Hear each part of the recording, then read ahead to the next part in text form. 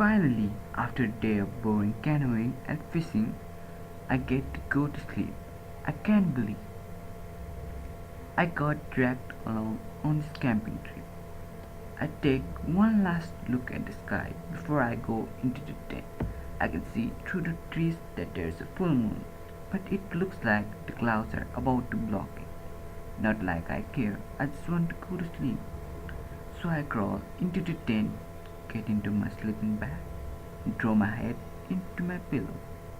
Jake, my so-called friend, who is responsible for bringing me out in the middle of the same forest, climbs into the tent after me.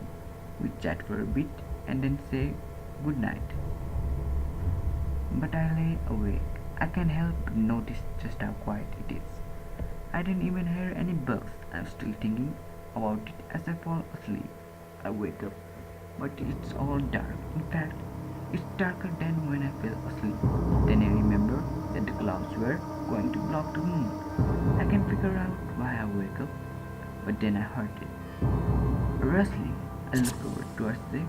He's still sleeping soundly, not moving. The noise isn't coming from him, but then I realize it's coming from below the tent. I could not feel it because I was on my air mattress, but the entire part of the tent was written. I wonder if an animal had pushed itself down there. I reach out to touch it, and when I do, I feel something cling long and moving, and there are a lot of them. I yell and yank my hand back. I had to set up our tent on a snake's nest or something. My yell wakes up Jake. He will come to ask what's wrong. Then he sees the issue. He lets out the yelp as well. He then calls out for his parents who are in separate tent a short distance away, but no response. We are both staring at the tent when he heard it. The sound of the tree branch is moving, but the tent isn't being flanked around. There's no wind. So what if it is that's moving the tree? Suddenly, the bottom of the tent stops moving. So do the tree branches.